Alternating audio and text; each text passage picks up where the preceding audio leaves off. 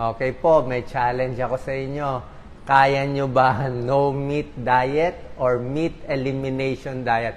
Magbabawas ng baboy, baka for 1 month, for 2 months. Actually, nung bata ako, matagal ako ng vegetarian. Almost 2.5 years.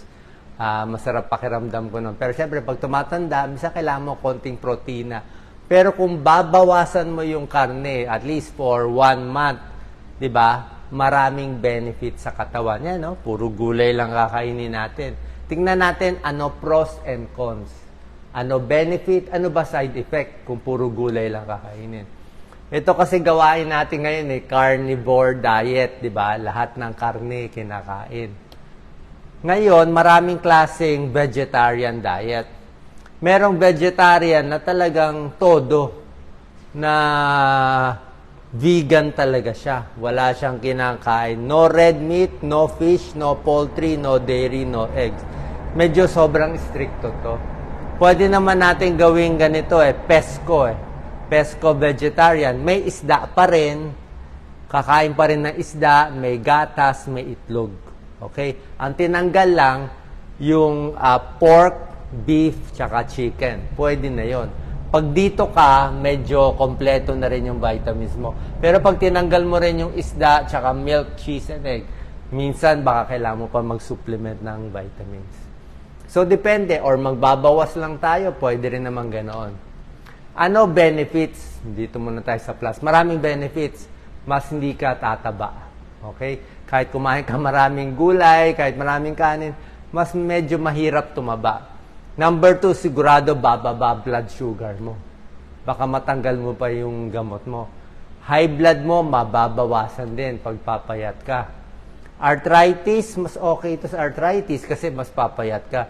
Reduce risk of heart disease. At itong malaking bagay. Pag nag-vegetarian diet, mababawasan ang cancer risk mo by 3% up to 10%. Bumababa pa yung cholesterol, yung bad cholesterol. So yan, ang daming benefits. So, lower cholesterol level, pag puro gulay kakainin, mas hindi magbabara mga ugat natin. Mas actually, ang feeling ko noon, parang mas hindi mainit. Hindi ka mainitan. Kahit mainit ang panahon, hindi ka ma-heat stroke. Pero pag kumain ka ng bulalo, na utak ng bulalo, puro karne, feeling mo init-init Pero pag gulay ka lang, gulay, prutas, feeling mo hindi mainit. Okay? Tapos, maganda pagdumi. Regular pagdumi mo, lalo na kung marami kang prutas, maraming gulay. Very regular. Although yung dumi mo, mag-iiba lang kulay. Medyo pagka-green. May pagka-greenish kasi puro gulay ka. Increase fiber intake, improve gut health. Weight loss, hindi ka gano'n tataba. Okay, lower body mass index at mababawasan ng cancer. Yan, colon cancer, red bone cancer. Ano naman problema pag tinodo mo na vegetarian, na sinobrahan mo? Baka lang magkulang ka sa protein, pero kung may isda naman, may protein ka.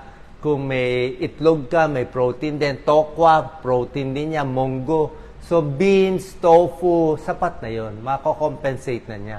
Kahit yung gulay naman may protein din yun Vitamin B12, depende yan Di ba? Kung may isda ka naman, okay naman Pero yung todo na vegetarian, umiinom ng vitamin B12 na tablet.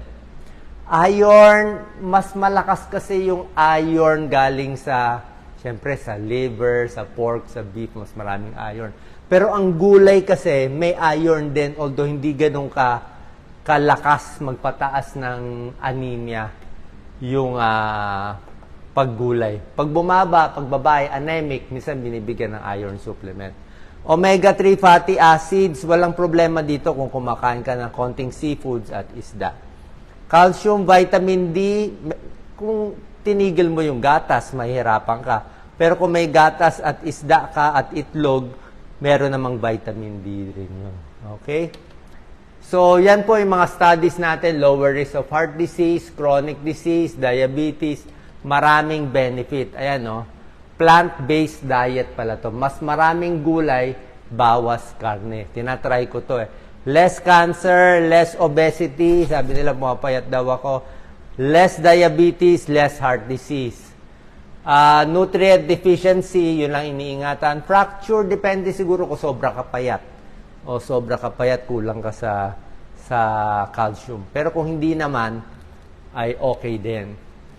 Ano ang pag-aaral? Ang medical studies dito, maraming ginawang pag-aaral sa plant-based and vegetarian group.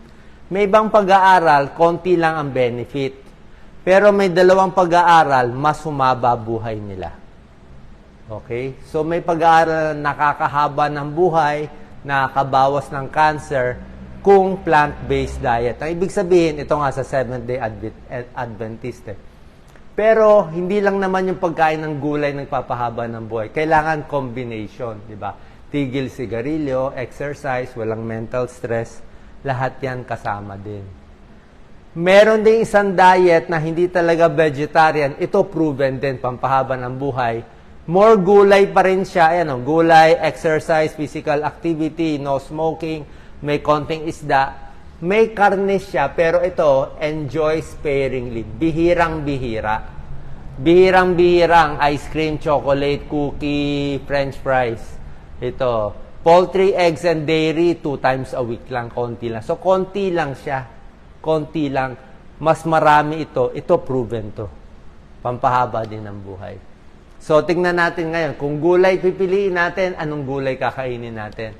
So, kung heart disease man ang problema natin o diabetes kinakatakot natin, ano yung best vegetables? Papakita ko yung gulay na maganda at gulay na medyo iingatan natin. Ayoko naman tawaging bad vegetables, pero medyo iingatan kung tumataas ang blood sugar. Isa sa superfood talaga, broccoli. Okay? Broccoli, may pag-aaral yan, anti-cancer yan. Kaya ang mahal-mahal ng broccoli kasi ang ganda eh. Low calorie na siya, lalo na pag in-steam mo lang. May vitamin C, may vitamin B, may fiber, may anti-cancer, may sulforaphane. Napakaganda. Kung masyado ito mahal, meron tayong murang broccoli. Tawag natin cauliflower. Okay, ang cauliflower, hindi kasing lakas ng broccoli, kasi maputi lang kulay ng cauliflower. Pero, mataas din sa dietary fiber. May vitamin C, may vitamin B rin. So, maganda na rin to. May pagka-anti-cancer na rin siya. Asparagus, okay din siya. Lahat ng green leafy vegetables, okay. Kangkong, alokbati, malunggay, lahat ng gusto natin. Talbos, lahat yan, no? May iron na yan, may vitamin C, may vitamin B, kompleto na siya. Marami siyang fiber. May protein siya konti, diba? Lagyan mo konti-konting sahog, pwede rin. Pero pag ganito, lalo na maayos na yung luto, wag lang masyadong mamantika. Cabbage, okay din ang cabbage. Repolyo, di ba? Or gusto natin, lettuce, okay din yan. No? Mataas sa fiber, mataas din sa carbohydrates. Pero may vitamin K at iba pang mga vitamins. Pwede rin po yan. Kamatis ay superfood din. Nasa kulay, kita niyo ang ganda ng kulay. So, wag matakot sa buto, hindi nagkakos ng appendicitis. Kamatis, may lycopene, di ba? Lycopene, panlaban sa cancer. Lycopene para sa sakit sa puso. Lycopene ng kamatis para sa prostate cancer. Kailangan, Doc Lisa, marami akong kamatis kasi ito panlaban ng lalaki sa prostate cancer. Very, very healthy yan. Diba? So, yan ang mga superfood. Halos lahat ng gulay. Ngayon, may mga gulay na pinag-iingatan kung may diabetes. Dati may nabasa akong comment, Doc, ba't sinabi mo bawal yung mais? Wala akong sinasabing bawal ang mais. Pwede ito lahat kainin, pero wag lang marami. Kasi itong mga gulay na to, starchy, para siyang kanin. So, pag itong gulay kakainin mo, nakakataas ng blood sugar kung marami. Number 1, yan, patatas, okay? Siyempre, pag na french fries mo, gulay yan, kaya lang, nakakataba na yun kung french fries. Kung baked potato, okay naman ang baked potato, pero pag kumain ka na ng mashed potato, baked potato, parang kanin mo na yon. Kung 1 cup yon, yun ang carbohydrates mo. Hindi pwede may baked potato ka na, tapos may kanin ka pa, may french fries ka pa. Tapos, depende rin sa nilalagay mo. Kung nilagyan mo ng maraming mga mayonnaise, mga kung ano-anong mga matatamis sa ibabaw, na mga Thousand Island sauce na ganyan, ay hindi na rin healthy. Parang yung mga gulay kanina, lettuce, lagyan mo ng salad, lagyan mo Thousand Island sauce, ranch sauce, hindi na rin healthy. Yung gulay kanina, lagyan mo ng maraming butter, mantika, hindi na rin healthy. Nasa luto din.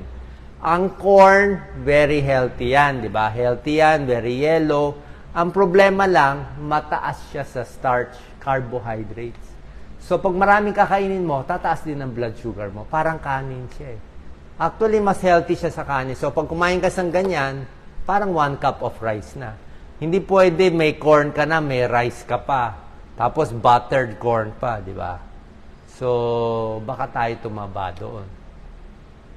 Hindi katulad ng unang gulay ko, mga broccoli, cauliflower, repolyo, kahit maraming kainin mo, walang problema. Pero pag ito, dinamihan mo, tataba ka dito kasi starchy vegetable siya.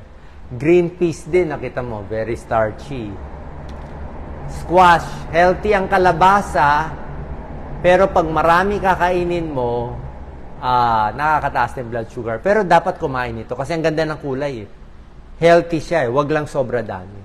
Ito rin, kamote, very healthy din, wag lang sobra dami. Kasi lalo na pag kamote Q, ingat din, high glycemic index siya eh. Para siyang white potato eh, di ba? So nakikita niyo itsura, ube, kamote, labanos, actually ito hindi naman gano'ng kataas. So ito yung mga starchy vegetables, very healthy pero konting hinay-hinay. Kasi vegetable juice. Ang problema lang sa vegetable juice, baka lagyan nyo ng pampatamis, hindi na maganda, tinanggalan mo ng fiber eh. Diba? Tinanggalan mo ng fiber. Lalo na kung fruit juice, medyo nakakataas ng blood sugar. Pero healthy pa rin siya. Okay? So, dagdag tips lang, ingat tayo sa diabetes. Pag mataas ang blood sugar, nagugutom, nauuhaw, merong mga komplikasyon, nag-i-infection sa paa, sa kamay, madalas mag-UTI, minsan nagkaka-rashes pa. So, food control, healthy food, exercise, no smoking, at dapat tama ang timbang. So, pwede nyo try itong mga good vegetables, try nyo rin medyo vegetarian diet, gulay para humaba ang buhay. God bless po.